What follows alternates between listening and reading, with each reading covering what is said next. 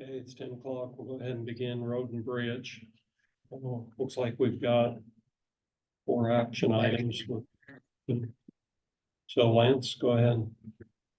At least 5 on there, right? Or well, no, 4 open discussion. So the first action item is to have the commissioners sign the agreement for the bridge.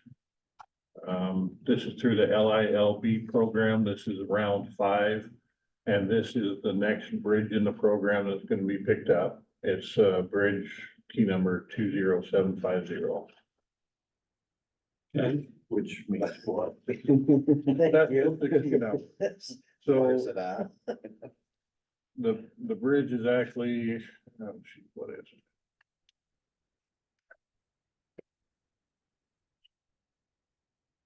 It's on 65th South over the Butte Arm Canal. Is that on the west part of 65th? So it's How far east is it? It's not very far east. It's more on the west side.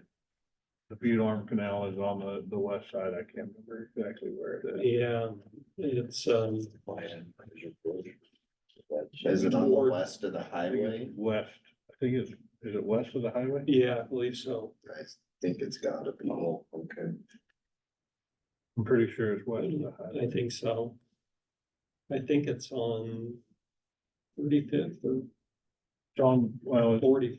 it's between 35th and 45th. Okay, it's between there. I knew it was right in that area. West of the highway, but east of the freeway. No, I think it's west of the freeway too. West of the Oh, freeway, yeah. yeah, sorry, I should have said. It's out in the New Sweden area. Yeah, Oh, okay. And south of New Sweden School and before you get to Mel Loop, I believe, kind of in that area, isn't it? somewhere, yeah, it may be slightly west of there, Yeah, but it's close out there, so. is there anything we should be concerned about on it? No, it's just out of the 6 bridges that we were eligible to apply for, this is the 5th one that's been picked up for replacement. Excellent job. Does something like this need a motion or just an agreement? Just, you guys okay with that? It's right there. Yeah. Yeah, that's what I thought. Yeah, it's west of Mel. It's right there. So here's Melaleuca, there's 65th, here's 30, is that? Oh, that's 55th, so it's in between 55th.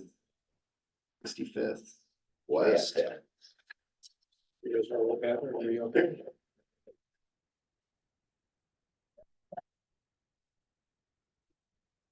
The next action item was. So I did receive a copy of. Intermountain meatpacking permit back signed from them. Is he here for the sunset? Yeah. Yeah. For the what? Sunset Light. Oh, I wanna just go down. So, Okay, so that's often, so. Yeah, so he's here for the Sunset Heights, just a request for extension. We had extended it once due to the unforeseen circumstances of the Blackhawk subdivision water system needing expansion. They've done work on that. Now they're just asking for a 12-month extension to be able to basically redesign the water model plans for the water system for this subdivision. Can I add something into that Blackhawk water system? They just had a leak in that system again, and they had to tear up a road. And right now, they don't have any isolation valves in Henry Creek Road or 45th East.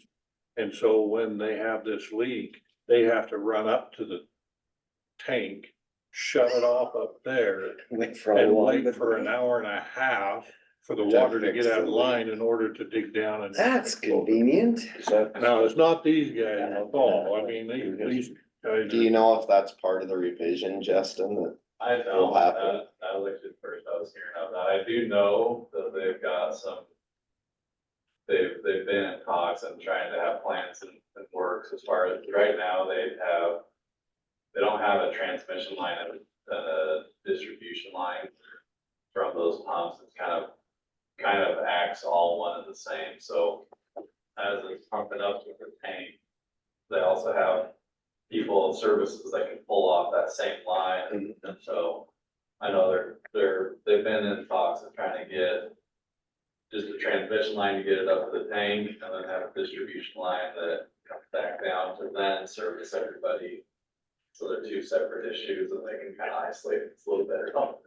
So that's what I know, but, I don't know, I guess this is the first time hearing as far as the, yeah. Who was the original developer? Was that Matt Morgan, part of that, or? I'm not sure. Yeah. When they kind of sold out of it. Yeah. But But the water system's a mess and has been for every year. It seems like at least one. Does he still have the water system? No, there's a older gentleman that's the water Yeah, operator up there. Colvin. Yeah. Yeah, Colvin, he's kind of the operator up there, but they have, the HOA is also the Blackhawk Water Board, and so they're the ones who manage it and try and, It's and I, a nightmare. yeah. I don't think we've got a concern on the extension, do we? Okay, Are we still? oh, do you have one? Okay, got one. Are we still giving permits in that with the efficient water system? In Blackhawk, Uh-huh. we'd have to have something from DEQ saying the water system is deficient in order to continue issuing permits, and I haven't seen anything from DEQ. So, Just curious if there's a little influence that we could get that moving on. yeah. And I don't know if it's deficient or if it's just that it's a poor design and being It's able poor to shut design it and off. it's deficient Or and it both. doesn't have the right Yeah. stuff. I mean, so what was reported to us is the mechanical joints, the MJ joints. The soil is eating the bolts and the MJ joints are just coming apart and disappearing. Mhm. And so when you have a flange that disappears, I Yeah, mean, they're gonna keep having problem after problem after problem. And now at this time of year, I mean, they get the pipe fixed. But we're still sitting there with a great big hole that they can't get asphalt to do a good patch. And so they are gonna have to babysit it until they can get asphalt and do a good patch. So, Yeah. I might ask Water Resources next time I talk to them if they've had any complaints about that or that is, but yeah, that's where that would have to stem from and stopping us from issuing permits.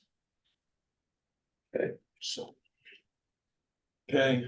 Before we move on, we have a couple people online. we'll email you a Are copy they, of that. you know what?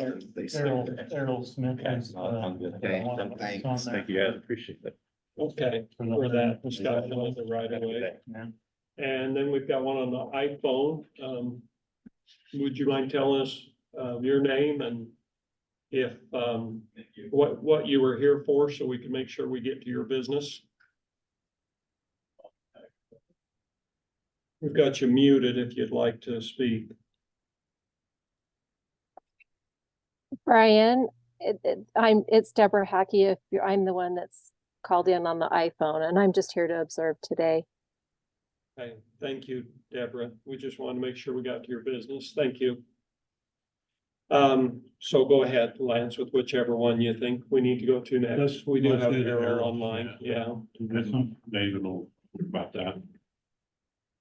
Okay, so yeah, this came, received a phone call from Ellsworth and Associates, saying that they believed that we had an error in one of our right of ways. And wondered if they could send their client over to talk to me. I said, sure. Doug Smith, who I believe is Errol's son, came to the office and showed me where they were at, what they were talking about. I told him, let me do a little research, see what I can find out, and I'll get back with you. The second page of your little handout there, I found a deed from 1914. So it was not an error, wasn't a mistake. It's been this way for 110 years. I called him, let him know that, and he said he would have his dad call me, Errol, who's more familiar with the property. He indicated that 20 years ago, he thought this was fixed. And I said, no, this wasn't an error, it's not a mistake. We have a deed showing that that 50-foot strip was deeded to the county back in 1914, like I said. He said he would like it fixed. I said, you know, I don't know that the county is wanting to dispose of any of it right away. We don't have a crystal ball to know whether that roadway is gonna need, you know, improved or widened in the near future. The right of way that's outlined there in blue is a 50-foot strip. So it's 50 foot from center line of the road, or? It's from section line. Which is not center line of the road. Right, the center line and section line differ by about 10 feet roughly, if the map's correct. And then why, the other lines on the parcels, Right, the yellowish lines are the are parcels. those correct? Because, I don't know. well, because you've got the house behind there, it looks like they've, Right, kind of encroaching on them a little. yeah, Anyway, he said he would like it fixed, and I told him, you know, I didn't know that the county would want to dispose of that, just because we don't know what's gonna happen. Does it not extend on the properties? What is it, north and south, east and west? I'm not sure which. So these are not platted There's a areas. north arrow there, so 105th is east-west. Oh, I see, I see. None of this area is, But our right of way does not extend east and west then? Yeah, it's 50 feet wide and it runs east-west. well, Past the, Past the past property what that we're we're seeing on the talking blue about. lines so here. the blue line right there, It's not deeded any further to the west, so it'd be a prescriptive right of way yeah. west of there. We which have would be eight- 50 feet. 1914 80 feet That to the strip. east. was deeded to the county. We don't know why. No, what about Jansen Acres and Country Life Estates, that's the platted coastal width. So to the east is 80 feet width. That's the one that's been platted. Yeah, you can see that right here. So going east down the road, this is 80 feet, 80 or 40 feet from center. 40 feet from center line, so 80 total. But the right of way he's concerned with would be that, would be that 50-foot strip that's all along the north side of 105th North. It encroaches, well, his shop or barn, whatever that is there, That's a question. 17 feet of it is sitting in the right of way. When that structure built? Yeah, that I don't know. I told him he would probably have to call in and, you know, plead his case to you guys where you're the ultimate decision makers on whether to. So- Part of it is you guys are non-conforming buildings and when were they Yeah. permitted? So Errol, are you able to help shed a little more light on this for us?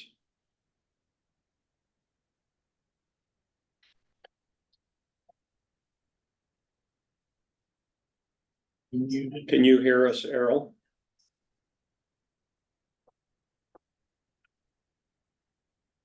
I don't think he can hear you, Brian. Oh, he just called you? Yeah. So we'll try to get a hold of, can you get a hold of him on the phone? I think I've got his number still here.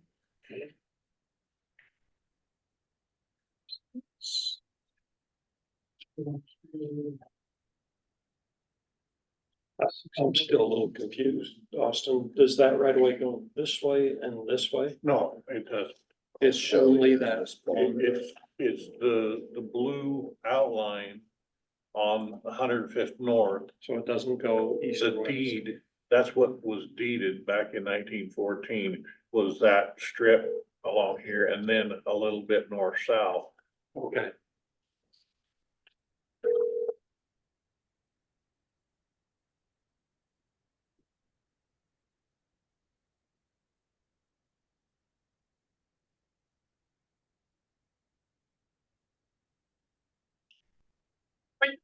He called Ashley. Yeah, I got his number, but he didn't answer it, so.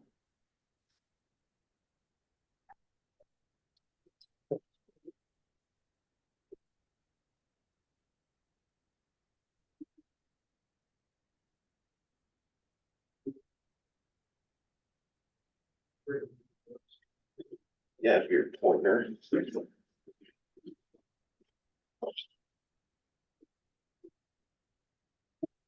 So this is his, right, Lance? Yep. Right there, so that's the 50 feet that we got. And then here's to the west, or to the east, I'm saying. This is the 40 feet from center line on each side, we've got that and that. Nothing here, so that's the only piece that's missing.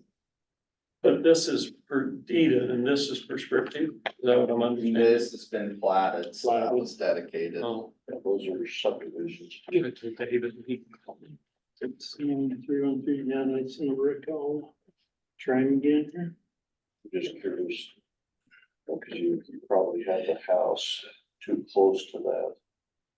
What the distance is from the house to the line, and then what that other outbuilding is, barn or. Yeah, depending on when they would When they build, were built. might not even be permitted. If they were pre-60, they were post-60, they should be. No, shoot him. Text.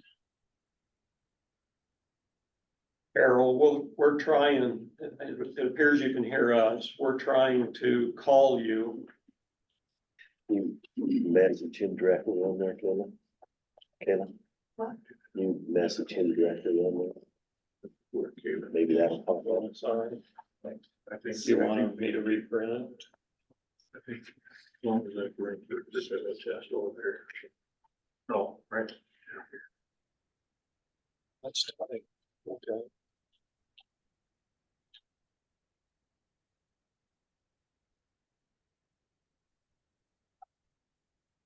Thank you. Hi, Errol. Yeah, Hey, I've got you on speakerphone here. Do you wanna okay. talk to the commissioners about this?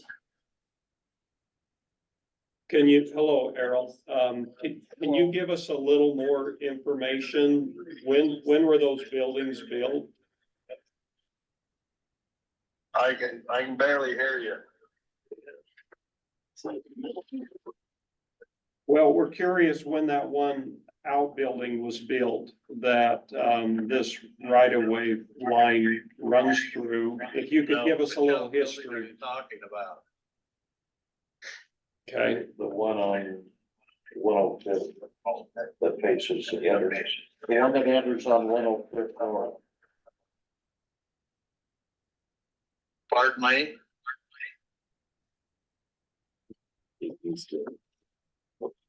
They're wanting to know if you can tell them when that, your barn was built. I don't know, it was built before I, bought the property. It was probably built in, the fifties, sometime in the fifties, but I'm not sure when.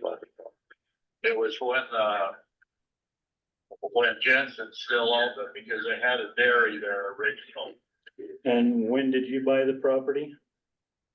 About 1967, somewhere around that. I don't remember the exact year, but I've owned it for over 40 years. Okay, How about the house? It looks like it faces 25th East.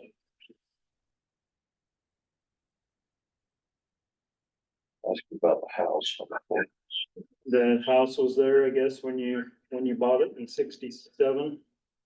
Yes, oh yes, the house, the barn, and the granary were all there when I purchased the property. The only thing I built on there is the shop.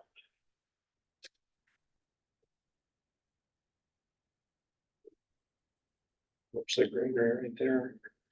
Oh, And you can see the shop has its setbacks. But I'm not sure the house does. No, I don't think the house will, it's only, 360 would be my 10 guess, feet. I think.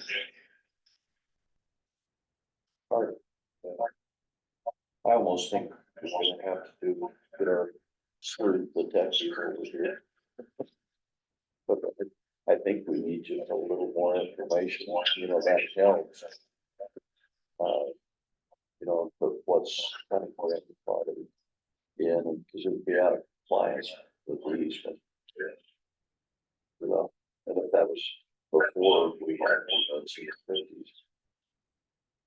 Even 40s. Is that possible? Yeah, probably could have been built in 40s, 50s, anywhere.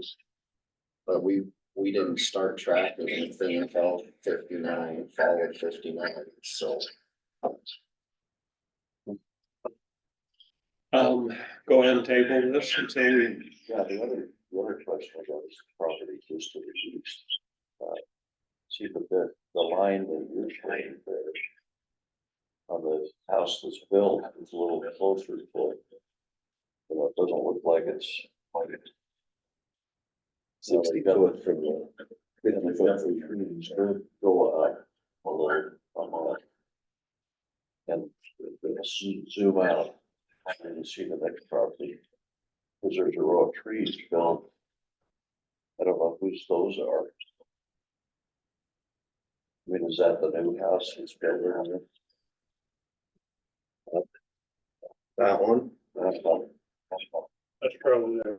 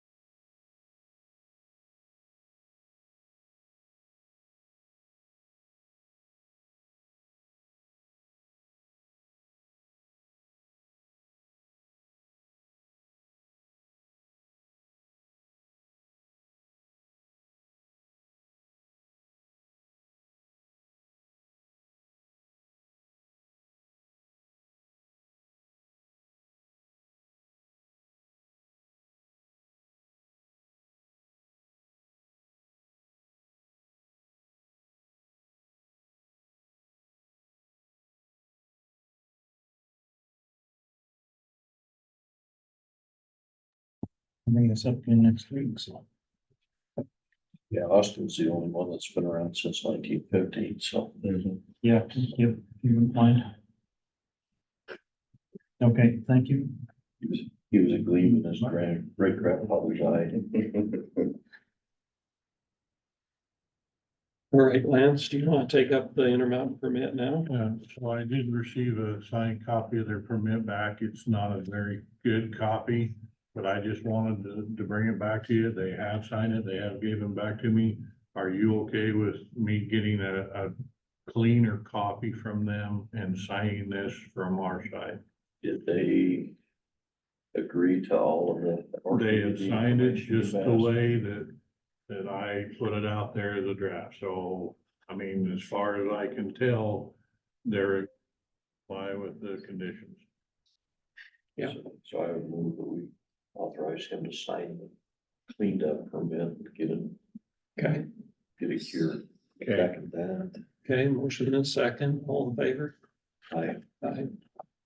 With that, I also sent a draft over to Ursid. And they've looked at it, they've given me back a copy that they're willing to sell, but they're willing to sign, but it does change the volumes. They won't be able to meet the volumes that we were requiring for Intermountain packing. The volumes that Ursid says that they need to do would be up to 200 cubic yards per week. For current operations to be increased annually to allow for growth and to reflect process changes. So they changed the wording of it some, and I'm not sure that it doesn't change the intent of this. They'll still have to do the paint filter test. It's just a larger volume. But didn't you say that type of waste is less problematic for you to get on? Yes, it is. It has never caused us that much concern. Well, I mean, just, because part of the issue is being able to drive on not so stable service. Yeah. Between the different. We've been accepting the waste from the treatment plant for a long time and have been able to deal with that a lot better over time. There was a few years there when they started taking waste that it was problematic, but It wasn't dried out enough. right, but they've got that figured out now. The question I've got, is there flexibility for Intermountain in the future? After you've had the experience to come back, if they need to increase. I think they can petition to us to say what those volumes would need to be based on their production. You would evaluate it on the Right. stability of the surface where you dump it, because that's what I remember being the big issue is. Getting too soft to surface with too. That was one of the issues, but it's not the only one, but it is a big issue. Well, sounds like you've got the motion to go ahead and sign it For the Intermountain. for the Intermountain For and the for Urban, I think. Ursid. I don't, It doesn't change the testing procedures, doesn't change the criteria, it changes the volume that they're allowed to bring. Yeah, my point was the volumes you were talking about, based among other things, but a lot on the stability of your equipment to get on that surface. Yes, See, and that's where I think you okay, have the flexibility, but if they can come back and you don't see a problem with the stability. then we can possibly increase the volume. Possibly increase it on their request. okay, So I'll continue working with Ursid on that, and there was some miscommunication between Scott Berry and Brian Powell over what it was we were requiring, but I think we've got that figured out. That's why I was talking It's a to Brian simple Powell. paint cover test. Yeah. that's Okay. all the action items, right? So I think that's all the action items. So before we move on to discussion, we do have one member of the public here, which, is there something that you would like specifically? No, addressed? just, thank you. Okay, all right. Probably get your name for the minutes. Robin King. Okay, thank you. Wanted to give the commissioners an update on the tire situation. Okay. So Blair has hauled over 255 tons of tires out. He figures that there's only about 6 loads left to take. Each of those loads is about 40 tons. So a lot of it is To gone pull us back to our property line. to get them, the ones that are in the other area all gone. Have you told him we'll wait? He got the email. I got from the you. email for them waiving the requirement of the fence as long as we can revise the site plan, and David revised the site plan and sent it back to him. Which, thank Wade for going to bat on that. Yeah, But my question, when we saw that email, was that'd be more of a safety valve than anything to happen, just so we don't go out of compliance. on the Right. line if they do that. But if we have it there, it is a safety valve. It does prevent us, well, we're gonna not be able to stack them quite as high as what they may have been in the past. But we wanna make sure that anything that is there stacked up can't be seen from Hemmert. And that's kind of what the email talked about. I just forwarded it to you so you can see what they did. So, it's kind of nice that they were able to work through it. Yes, Yeah. yeah, it's really good. I forwarded you to the email just so you can see what they, thank you. So that's been sent back to them. I don't know how long it's gonna take. If we can get some documentation that that's allowed and we can get that over to DEQ, because that's another box. to check. Right. And with the compliance agreement schedule, we do have a meeting set up with Great West and DEQ and Blair and I next week that we're gonna talk about the CAS again. Just see where they're saying where we are, what we have left to do. We've got the advertisement in Kayla to go to the newspaper. All 4 of those documents are hard copies here in the transfer station and at my office. So any member of the public can come. I've asked Brian Powell to get it on the website under solid waste so that people can look at those documents there as well. Where are we on leachate? Because I mean, that's dropped almost nothing. Leachate has been increasing some. Blair's gonna start hauling some more leachate again, but it's still pretty low. But it's just getting to the point where we can actually pump out of the pond and not have cavitation in the pumps. So, And when are they gonna be able to get in there to patch up that bottom part of the liner? don't know. But we're getting the majority of the clean runoff with that liner. Yes, and it is not going into the leachate pond. I think and that's what you'll review with DEQ. Well, we'll go over that as well as all the other things. I mean, they've got some comments back on some of the groundwater and monitoring reports that we need to go over again with them. And They all came out clean as clean.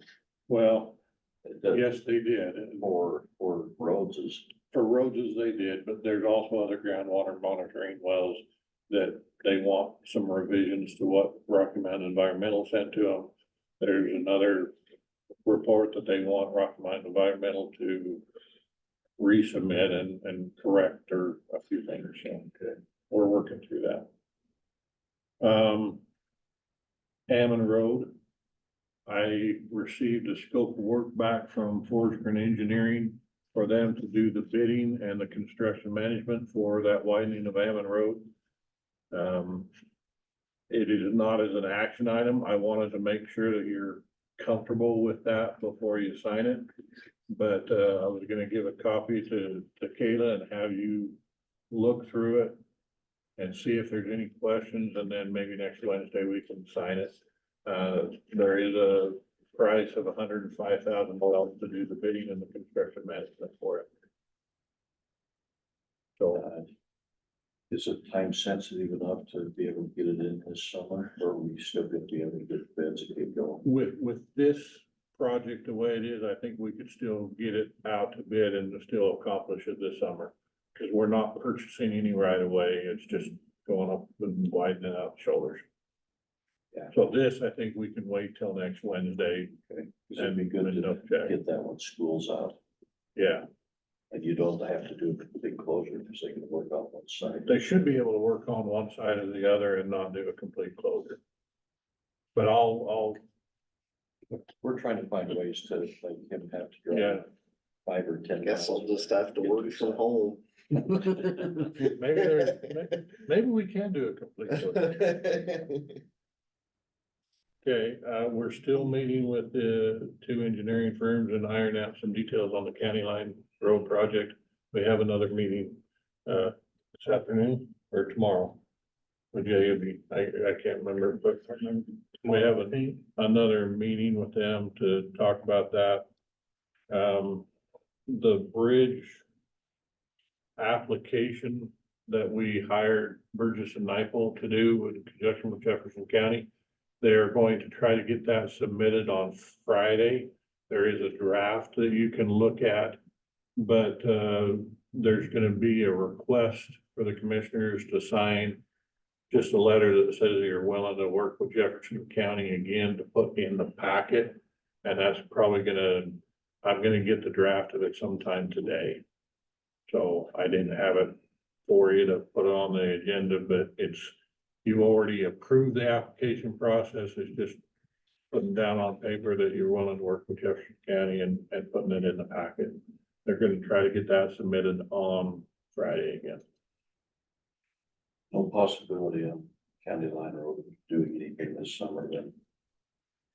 I think it's gonna be very challenging, but we may be able to get a short portion of it. It depends on, we certainly couldn't do a 7-mile project this summer. Because, that's mostly a question for budgeting, Yeah. Yeah, I mean, we've got the reserve set aside for it, but it's just when you, put it in the budget. Yeah. So, I think we can maybe do some of it this year, but we certainly won't be able to get all 7 miles. So, unless you have a fall like we did this year. Can you arrange that? Because I like this one. I'll do my part, but no guarantees there.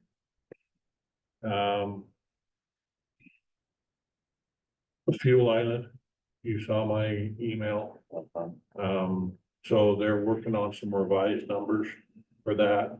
One way or another, it's gonna have to be some rock blasting in order to get those tanks buried. And I don't know whether you'd want to answer any of the questions that I asked about concrete or turnkey bid or. Well, it'd be nice to know, because we've got to evaluate, because it's more of a self-sufficient thing. The way the city share that's going up, and then, apparently they've had the ability in that software to give all those maintenance reports we talked about. They probably have the ability, but I don't think that they typically use that functionality. Well, and so I don't know exactly what they have, but again, there's different levels of that software. And if they can't have the very basic, because they're getting more information out of that, but it's certainly not over the top either. And so somewhere in the middle is what the city of Idaho Falls has. And somewhere in the middle is what, if we went that route, we would. That's why, just do your due diligence, and we'll decide on whether it's worth to separate, because they'd have to buy us out, we'd have to give them notice on the joint thing, but it gives us a better supply in case of emergencies. Okay. And then 49th North, just a question about 49th North is, so evidently, Badger Creek is talking about revising their preliminary plat again and adding more stuff. Falsmar's gonna be talking to me, but sending me a draft. I don't know if you've heard anything. Levi came in there to them right before they're coming to P and Z and say, I wanna add 10 more lots. And I don't know anything about where it's at, but the school district has their plat on the agenda for the 28th. Yeah. And I don't know, it's an They're ongoing moving thing. forward. I talked to somebody about it this week and they're planning to just move forward with that location and do what they need to do, so. Yeah, because for us to figure out a long-term policy for right-of-way preservation. For those. It'd be nice to have it done in time for the school, but they have no application from the school to move the poles. No, They just have the application to get service there. I did talk to the school district attorney on Monday and he was gonna be sending a letter to Rocky Mountain Power and he was gonna CC me on that, but I haven't seen that come through yet, so. And I still think an option that we may have is if we as the county and the school district and Badger Creek all go in together and say Rocky Mountain Power, all three of us, county requests this to be moved, school district requests this to be moved, Badger Creek requests this to be moved. Give a price back per lineal foot for this much of it. And then we have, well, Rocky Mountain Power needs to do it for the county on this map, but the school pays for their portion, Badger Creek pays for their portion, but overall, the unit price will probably go down quite a bit if we do a mile at a time, As far as the construction, as far as the but if construction. we had an agreement, I got the impression from Rocky Mountain Power that they would move them. If it became a county project, even though we're requiring developers to do it, but that's why I'm kind of waiting to see what the letter from the school district is to Rocky Mountain Power. We're kind of waiting to see what Rocky Mountain's response is to that letter, because I'm under the impression that the school's basically gonna send a letter using some statute and different things requesting that Rocky Mountain Power move the poles for their anyways, yeah. So then depending on what Rocky Mountain responds to that, I think then we can decide what we're gonna do. Okay, Because, I don't know if you've got a hold of Weston, one of the ideas, because if they're gonna do that much, and you've got Mike Hicks on the other side, they're gonna have majority of that road built. The question we had is, could, one of those entities like the developer contract for the project, and then we could reimburse them for the portions we have?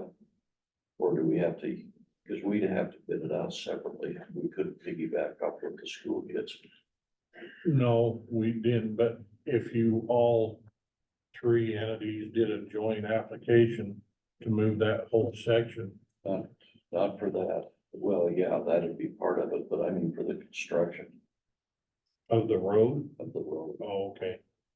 Yeah, I think part of the question was, and I was gonna ask Weston if there's like similar to what we do with City of Hammond or Idaho Falls, if we do a joint project and enter into an MOU, if we could do that same thing.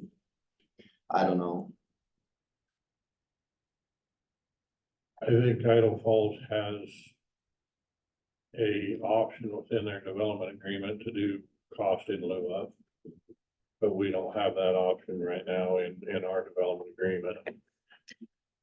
And that reminds me, I can't remember if I told you or not, but, with that stuff that went on with Clark Park, Scott had looked at our development agreement that day in legal Oh, okay. and said he wanted some updates made. He just said to contact the City of Hammond and get theirs because he had just worked through it all with them. So I've got a copy of that and I've gone through and changed the wording and stuff to say Bonneville County, but I'm gonna send that over to you because I think there's quite a bit of stuff in there that we don't necessarily need, that the city has to have. But I'll send that over to you so we can pare it down a little more, but that, it just, it gives us a little more, he thought a little more protection on some of those deals if something happens, like what happened with Clark Park, so. And I haven't heard anything back from the letter that was sent to Clark Park either, so.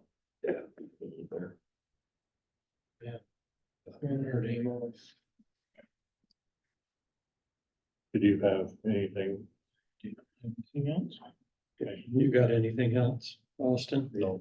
So I had one issue that's coming and I've actually got Captain Glenn walking down to help us with this, but we got a letter from Taylor, I'm not sure how to pronounce her name. Talina, owner or representing for Dad's Motorsports. It says, back in August, I contacted you along with city council members requesting help with the Starlight skating, having events which many patrons in the park in our business area and leave trash, block businesses entry and such. I've come through there and they're still having park events. Yeah. We'll get. Did you buy off the vehicle sign? I forgot, I'm just thinking about that. We put So- up some no parking signs out there, Yeah, we did. but I don't remember what they say, do you?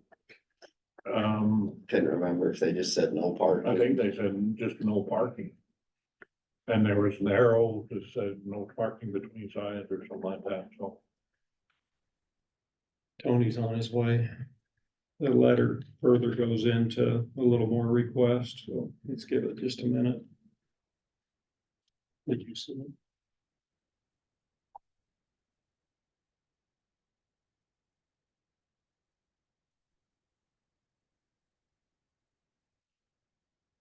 Need to look too, I got to thinking last night, we do have required on-site parking for each one of those buildings. And it didn't look like there was any there, so I wanted to go back and look at the permits and see if they just omitted what we required. Oh, Yeah. He's got all the answers, we'll be fine now. Captain, thanks for walking down. Bet. We're talking about starlight skating. Yeah. We had a letter from, Taylina, at Dad's Motorsports, that, she was in and spoke with us probably about a year ago. It's been a while. And because they were having parking issues when Starlight's having the events, parking is spilling over into, parking for Dad's Motorsports and other businesses. So she requested that we put up some no parking signs. She goes on to say the county put up signs on Precision Drive and Quail. We would like the signs on Quail removed. I have been told on a few occasions that even though the no parking signs are posted, that nothing can be done. I would like to know what steps are to petition to have the county parking ordinance 22412 changed to reflect that deputies can ticket a vehicle that is violating this ordinance. So I guess I just didn't know what kind of response to give back to her on this. Are you not able to ticket? I think the ordinance gives us the okay to take The it. ordinance gives the okay to ticket, it's 40, if the vehicle's moved within 48 hours, like if it's parking off the side of the street and they're continually moving it, then we can. But if it stays there for more than 48 hours or isn't licensed, those are our two. At that point, though, the state code allows us to just tow it. We don't even need the. Right, but if it's just illegally parked during business hours. And it's parked in front of a sign that says no parking, and the state code for federal base signs and markings allows you to ticket it anyway, right? Yeah, they have to be able to show that it is a, hindrance to the private property or the business, right? So what's the value of us putting no parking signs? I know up on the guide slide in Erwin, we put up no parking signs, and occasionally the deputies go down when they're asked and write parking tickets to all the idiots that park. So are the signs that are currently out there, are those on the county roadway or are those on the private They're property, on the county roadway. county roadway? Yeah, Which I don't know why we couldn't on a county roadway. I'd have to look at the ordinance again. I guess if you have the ordinance handy. I Well, do. the ordinance is just specific to the 48 hours and stuff like that. It doesn't Right, address the no that's- parking signs. That's just saying in Don't we have areas where it's not parking posted. ordinance on those signs up on. By the guide slide. can't remember if there was an ordinance number associated with that or I not. think it was the state. It was the state code. I On I those. can't remember. My phone memory doesn't go back far enough to bring up a picture of one of those. On that subdivision that we sold the lot, just that goes into the Forest Service. And because right at the end of that, I thought we put some no parking because it would have struck the road. Well, you put that by order of the county commissioners. But there wasn't an ordinance associated with that. Okay. You just said no parking by order of the county commissioners on that one. And would that change if we did that over here? I don't, And I do we don't think want it What number is that, changes. Tony? This one? Yeah. 224. deputies can ticket? I don't know that the deputies will be able to take it on that one up there either. That sounds like probably less authority, Yeah, changing the ordinance. with all due respect to us. But Yeah. Got a smile.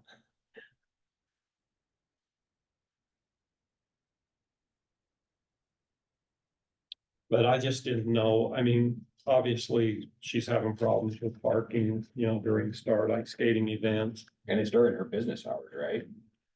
So I don't think it's during her business hours. I think the events are mostly later at night. But it has infected them occasionally in business hours when cars don't get moved until the next morning. Right. Party a little too hard. And she says they leave trash, block business entry and such, the way she worded her letter. Which if that's the case, all they need to do, why don't they just post it themselves? If it's on their property, they Yeah. can. They Yeah. can, right? And Posted. But Yeah. most of it's happening in. the Well, I county think right her, away. I think her complaint was that she wanted them down because they don't have any parking for their business. She wanted them down on Quail. Which is where her business is. She said we would like the signs on Quail to be removed. But I think it's because they don't have any parking in front of their business, cause I pulled up the aerial last Yeah, night. they want to park. And it's their basically, cars On the street. in but they front don't of their other building, people they park got it. their Okay, cars. so hang on, that's a different that's a different thing here. Yeah, that's what she. Okay, so she wants to be able to park on the street, but doesn't want anybody else to park on the street. Correct. Yeah, that's That doesn't that's not happen. gonna fly. What's her business? That's motorsports. Yeah, that doesn't work. that I think way. we need to go back and, I was telling Brian though, before you got here, I think we need to go back and look at the permit, because we would have required on-site parking for the business when we did it. Right. And looking at the aerial photo, it looks like they've got it full of all their Which, other stuff, so they don't have any customer parking in their actual Right. parking lot. that's like saying I'm gonna have a Yeah. party at my house, and Austin and I live across the street from each other. But Austin needs to park his pickup in front of my house on a public roadway, but I'm having a party, so Austin can't park there now. Yeah. Public. Yeah. Which is why I parking. didn't Better want to get put your the friends sign parked up there before Austin gets home. What's that? Better get your friends. Yeah, parked exactly. Before Austin. That's exactly. It's the first come, Yeah. first served. If it's a public roadway, we can't enforce who can park and who can't park in front of a business, residence, any of that type of thing. Unless we have signs up by ordinance that say that they can't park there. But Well, and it goes back to no parking means no parking. Yeah. That doesn't mean that you can park here and they Right. can't. Right, Right. but if we have That's it why she designated wants the Quail ones removed. no parking, then you can ticket them, right? Even though it's a public right away. Well, depends. Up on the guide slide, it's because they have to park on the pavement. Because the bar pits are so deep, they can't park off the pavement, and if they park on the pavement, they restrict the road so that the fire trucks and ambulances can't get down it.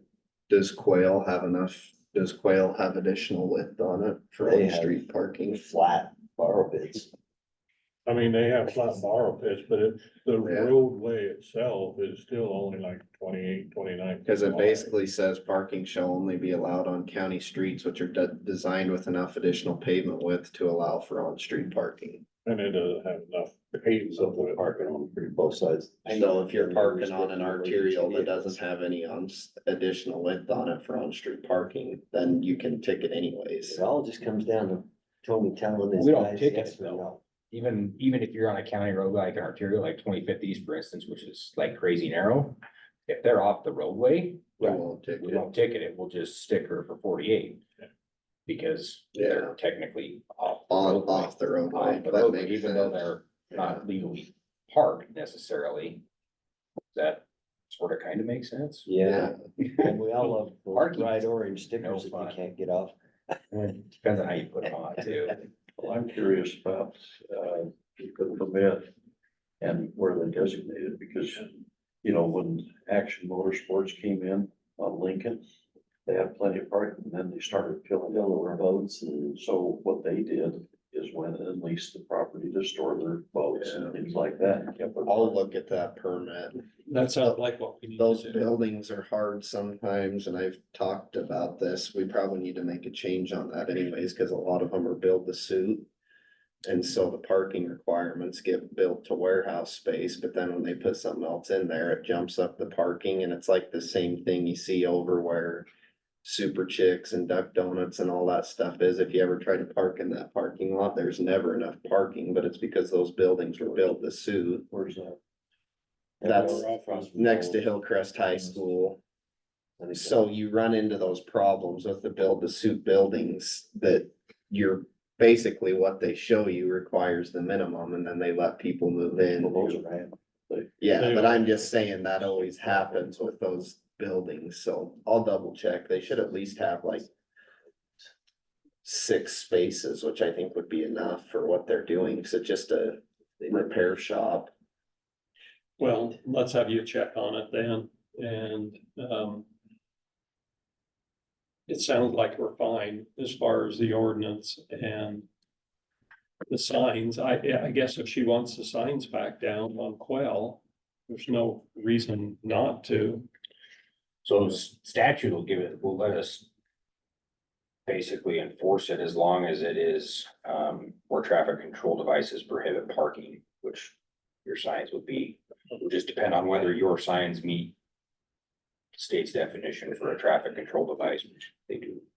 Cause I think the reason the signs were put there is because they were crowding even onto the road, and that was a way of kind of clearing them out and doing messing. Yeah, we were doing it so that the Starlight skating people were parking down in front of those businesses.